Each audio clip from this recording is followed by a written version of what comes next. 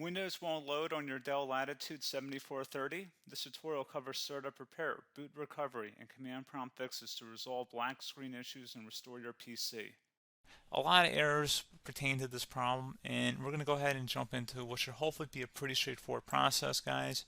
And we're going to go ahead and jump right into it. So first thing I'd recommend doing would be to actually go ahead and boot to the troubleshooting utility on Windows 11. So if you do a hard power off 3 times in a row, Windows should automatically attempt to launch the startup repair utility. And if it doesn't find anything, it will give you the option to select advanced settings, in which case it will take you to a screen that looks like this.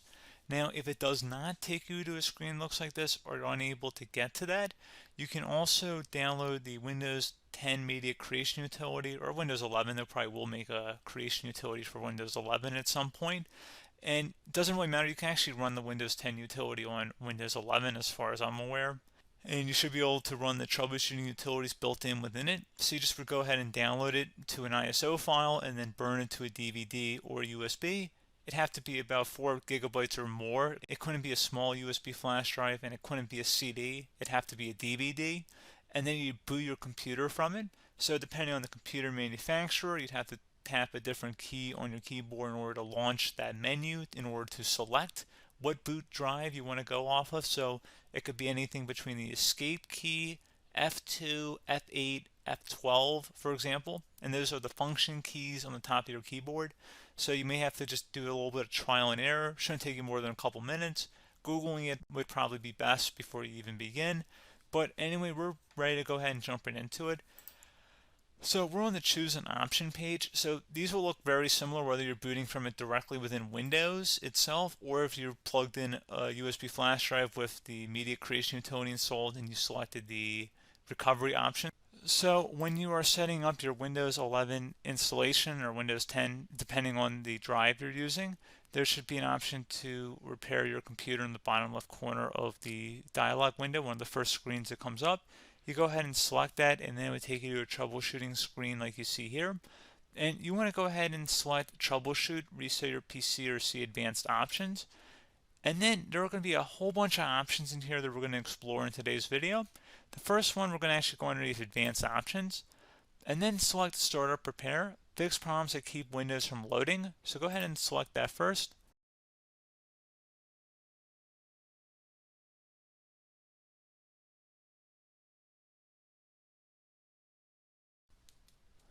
Okay, so you can see it could now repair our PC. That was our first option we could try. Something else, if we go back into advanced options here and then select troubleshoot, we're going to go underneath advanced options again. You can go ahead and actually access safe mode by selecting startup settings. And then if you select the restart button, you have the option on the screen select safe mode with networking, which will give you a key on the screen. It'll tell you which key to press to enter that.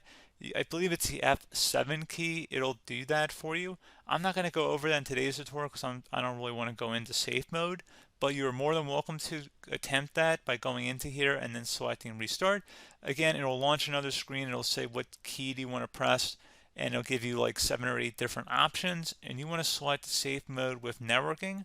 There's also an option for a command prompt too, but that's going to be something we're going to cover later in this video, and we don't even have to go through that in order to access it. So that's why I'm not going to really push for that, because unless you know exactly what's causing the problem, you probably don't need to go into safe mode. Unless you're trying to recover files, in which case then you definitely can go into safe mode, but we're trying to actually recover our computer here. So I hope that makes sense. Something else we can also try here as well would be to uninstall updates, remove recently installed quality or feature updates from Windows. So if you go ahead and select that, you can uninstall the latest quality updates, which generally is the more day-to-day updates. Feature updates are the less regularly released ones, like the big ones. I would equate it to service packs in like Windows 7 and Windows Vista and Windows XP. So larger updates that occur once or twice a year at most. And the quality updates are more just a regular update. So probably obviously depend, it'll take longer if you're going to try and uninstall the latest feature update versus quality update. And maybe you don't need to go back that far. So just giving you guys a couple of pointers with that. Something else you can also look at here, and we're going to jump into the command prompt in a little bit, but you can select System Restore, which will use a restore point recorded on your PC to restore Windows. And this is something I would highly recommend here, guys. So select next. Assuming you have a restore point saved on your computer, you go ahead and select the most recently created one, and you'll select next, and then you'll select the drive. You shouldn't actually have to select the drive. You can scan for affected programs, but we're going to keep it all default here, and then we're going to select finish. So once started, system restore cannot be interrupted. Do you want to continue? I think we're going to select yes. I don't think we have anything better to do on our computer right now, so just give it a moment here to initialize. It will take a couple minutes to run, obviously depending on how large your hard drive is and how much is saved on the system restore point. So just give it a couple minutes here.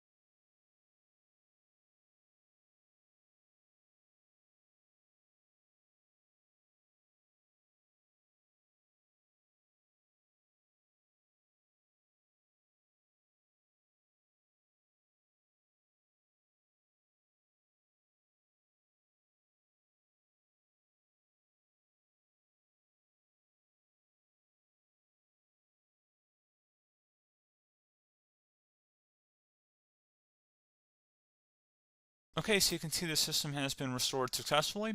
We're going to go over a couple different methods in addition to that if that did not work. So I'm just going to pause the video and we're going to start back on the recovery screen that we started with. Okay, so a couple other things we can try here too. If you go back into troubleshoot, you can select reset your PC, let you choose to keep or remove your personal files and then reinstalls Windows. You can select to keep my files, which will remove apps and settings but keeps your personal files. You can also select remove everything, which will remove all of your personal files, apps, and settings. So this is more of a factory reset, the second option here. First option, it should not delete all of your personal files. However, it will pretty much clear most of your programs. And keep in mind, there's no guarantee that your information, number one, is even still available and easily recoverable on your computer to the point that you actually would be able to recover anything. And the second point is that there's always a chance that it won't actually recover and it will just do a factory reset anyway. So there's no guarantee that actually would keep your files anyway. So I would recommend trying to get a recovery tool and backing that up first before selecting it anyway. But again, those are a couple different options. And then something else you can try here if you go back to the choose an option. Another option, if you go underneath choose an option and select troubleshoot, advanced options, and now select where it says command prompt. Okay, so the first thing we should do is type our main hard drive here. In most cases, it should be the C drive. So you just do a C colon and then hit enter on your keyboard. So once you're underneath the C drive, we're going to type in dir and then hit enter on your keyboard. It should have program files, users, and Windows all in there. That's how you know you're in the right directory.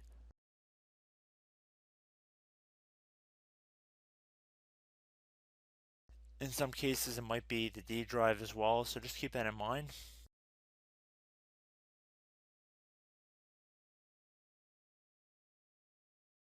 Next thing we're going to do is type in cd space / Windows / system 32 / config, and then you're going to hit enter on your keyboard.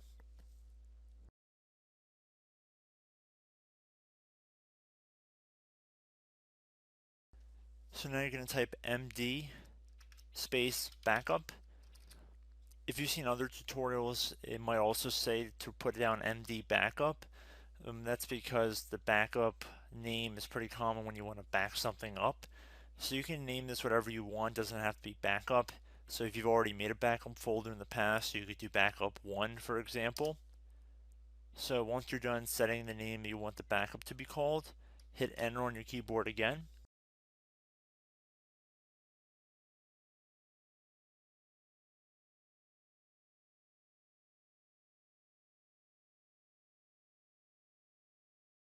At this point you want to type copy, C-O-P-Y, space, then you want to do the star symbol above the 8 key, then do a period or a dot, whatever you want to call it, then another star sign, and then another space, and then type backup, and then hit enter on your keyboard.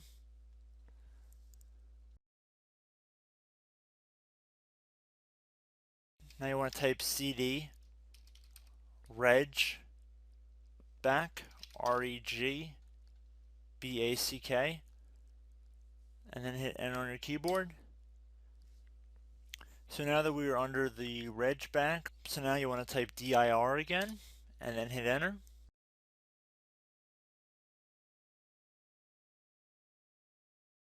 So now at this point we're going to type copy again. So copy, space, star sign, dot, another star sign, space, and then 2 dots. So we're going to type copy, space, star sign, dot, sign, star sign, dot, dot, and then hit enter on your keyboard again. So for overwrite, you want to overwrite all. So type A on your keyboard, so capital A, and then hit enter on your keyboard.